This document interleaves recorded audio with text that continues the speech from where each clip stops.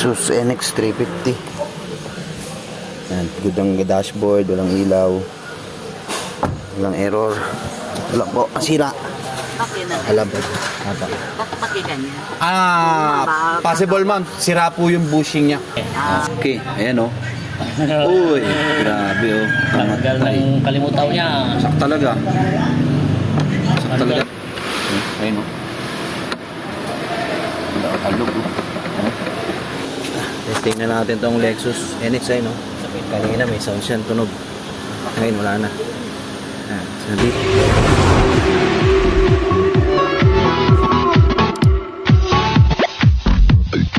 Good morning mga boss.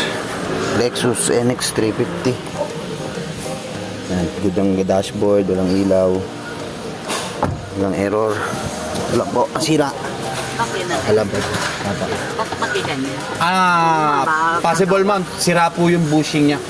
So, ang tricky lang po kasi, we have to pull po to. So, papalitan natin yung bushing niya po na yung bushing niya po sa gitna po, and then brand new po ang ipalit natin. And then yung sa rack and pinion po, ganun din po ipalit kasi dalawa po. Yung cost po niya lang dito sa column, tapos dito po sa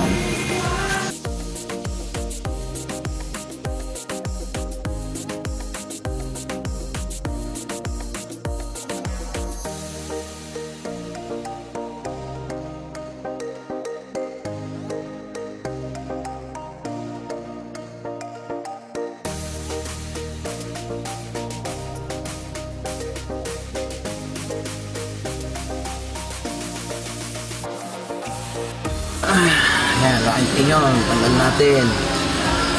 First ever hybrid electric cars. Lexus 300. Yun o. Okay na yan, tanggal na yung baterya. Yan o, ito na yung rack and pinion ng Lexus o.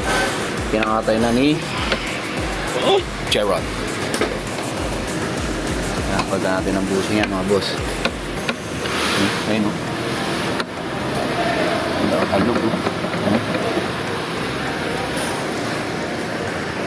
Lexus. No. Ito naman bumabanat. Wala na, sabay na tayo. Yun o. Column, steering column ng Lexus 300 NX. Ito natin yan ang bushing.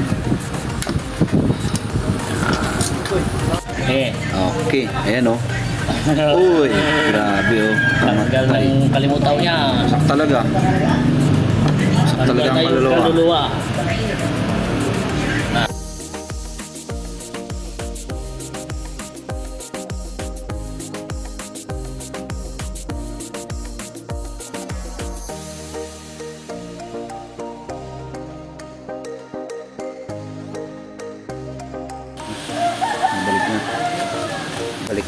Binabalik na steering column.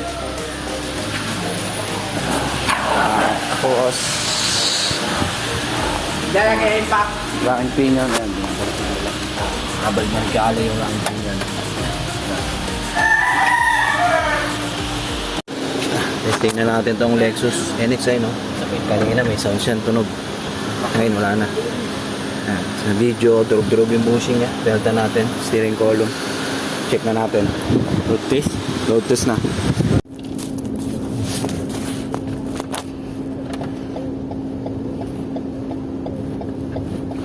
Yung warranty ito gano'ng katagal? 6 months, sir. Okay.